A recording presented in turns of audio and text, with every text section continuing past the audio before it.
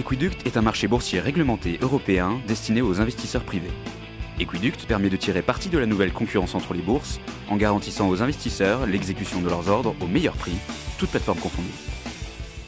Bonjour à tous et bienvenue pour un nouveau Duplex Bourse. On se connecte une nouvelle fois en direct de la bourse de Bourse Direct, de la salle des marchés avec Jean Amar. Bonjour Jean. Bonjour Agathe. Alors, pas de répit pour le CAC 40, on l'a vu ce matin, la tendance reste toujours à la baisse. Comment est-ce qu'on explique ce nouveau repli ? Vous savez, on a toujours un temps de retard. Il faut aller chercher la source donc au marché américain. Hier, le marché américain a été principalement plombé par la première conférence du président Barack Obama qui a confirmé son souhait en fait de voir son souhait de voir expirer les réductions d'impôts portant sur 2% des contribuables les plus riches. Pour rappel, l'année dernière, pour relever le plafond de la dette, les démocrates avaient finalement cédé aux républicains en acceptant de réduire le déficit uniquement par des coupes dans les dépenses. Donc, vous voyez, donc il y a un bras de fer et ce bras de fer, il pourrait durer jusqu'à la fin de l'année. C'est ce qui a plombé le marché hier et ce qui pourrait éventuellement plomber dans les jours qui viennent et dans le mois qui vient du coup. Voilà, il y avait ça. Donc les autres inquiétudes tournent toujours autour de la Grèce, les décisions qui ont du mal à se mettre en place, toujours les nouvelles tensions aussi qu'on peut signaler au Moyen-Orient. Donc tout ça pèse sur le marché. La seule bonne nouvelle, on peut le signaler, c'est le PIB français, mais qui n'a pas suffi à redresser la barre, puisqu'il est tombé ce matin à plus 0,20 au troisième trimestre, également sur un an à plus 0,20. Bon, ça a été derrière un petit peu compensé si on peut dire, par la mauvaise nouvelle du PIB allemand qui lui était un peu moins bon. Donc vous voyez, il y a du bon, du mauvais. Mais il y a beaucoup plus de mauvais que de bon.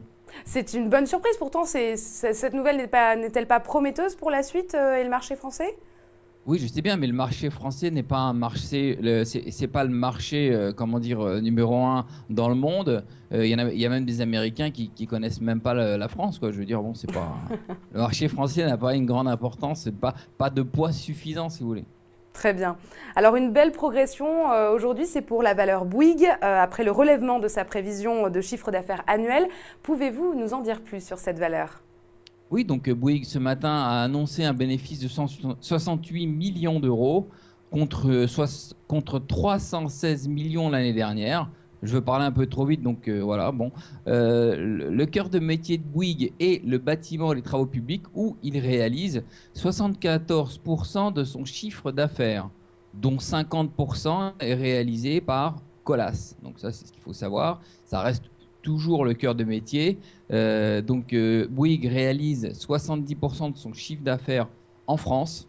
Voilà. En 2011, le chiffre d'affaires dans les mobiles est en baisse, contrairement au fixe. Donc on sent bien qu'il y a un ralentissement dans le secteur des mobiles.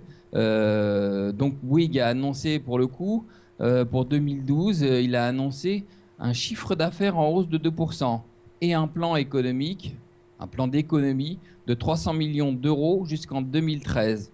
Donc c'est ce qui devrait peut-être un petit peu, et ce qui explique sûrement la hausse du titre ce matin. Alors les malheurs des uns font les bonheurs des autres en termes de télécommunications. Un bon élève, c'est Iliad. Est-ce que vous pouvez nous parler de cette valeur qui ne cesse de croître ? Oui, donc Iliad, évidemment, c'est le bon élève, effectivement. C'est celui qui a tout révolutionné cette année. Iliad a annoncé un chiffre d'affaires en hausse de 43% sur 9 mois. Bon, point de vue boursier, le titre a un PER de 42. Bon, pour les boursiers, ils savent un petit peu ce que ça représente. C'est un titre qui est cher pour 2012, donc 42 de PER pour 2012 et un PER de 28 sur 2013. Donc, je vous expliquerai un petit peu pourquoi après. Donc, le nombre d'abonnés a augmenté de 805 millions au troisième trimestre pour une part de marché qui est de 6,4%.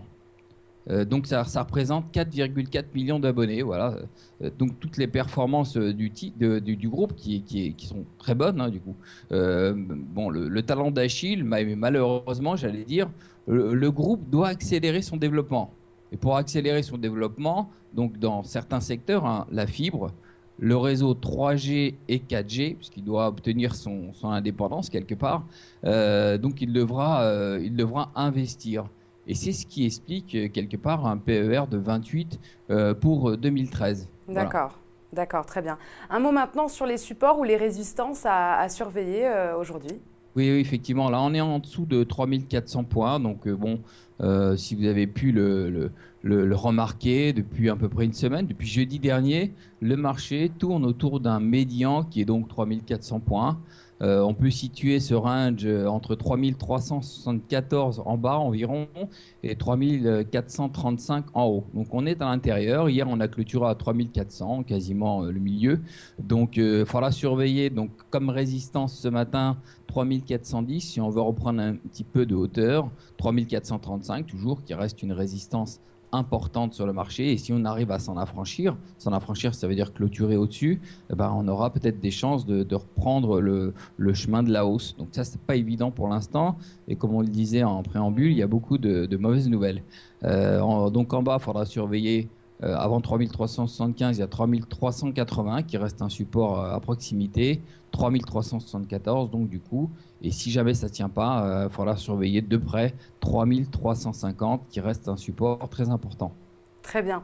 Alors, outre-Atlantique, Oui. pardon, enfin, vous en parliez tout à l'heure, hein, les négociations entre Barack Obama et les républicains sur la hausse des impôts pèsent hein, sur Wall Street. Qu'est-ce qu'on peut attendre encore ce matin? Bon, tout à l'heure, Wall Street on attend des chiffres, hein. Donc, on attend les demandes d'allocation chômage, on attend l'indice d'activité manufacturière de la Fed de New York et aussi à 16 heures, l'indice d'activité de la Fed de Philadelphie. Voilà, pour tous les chiffres qu'on attend cet après-midi. Effectivement, il y aura des négociations, mais ça, on devrait en parler plus ou moins tous les jours. Mais vous avez vu, comme je vous l'ai dit, c'est jusqu'à la fin de l'année, donc on a un petit peu de temps devant nous, mais Barack Obama est décidé effectivement à ne pas se laisser faire. Ce qu'il faut signaler, c'est que le twist, qui était donc c'était en fin de compte la vente de dettes courtes contre les achats de dettes longues pour faire baisser les taux longs dans l'immobilier. Donc ce twist va arriver à échéance à la fin de l'année. Donc la Fed devra trouver un autre moyen de soutenir son économie qui est certes se reprend mais qui est encore fragile. Voilà. Très bien, très bien. Mais merci beaucoup Jean pour toutes ces précisions et on se retrouve très vite pour un nouveau duplex. À bientôt. Au revoir. C'est l'heure de Dr Win et Mr Lose. À gauche, c'est Mr Lose. À droite, Dr Win. Leur point commun, investir en bourse. Leur différence, Mr Lose réalise toujours ses transactions sur le marché historique. Dr Win, il sait qu'être un winner, ça se joue dès l'exécution de ses ordres.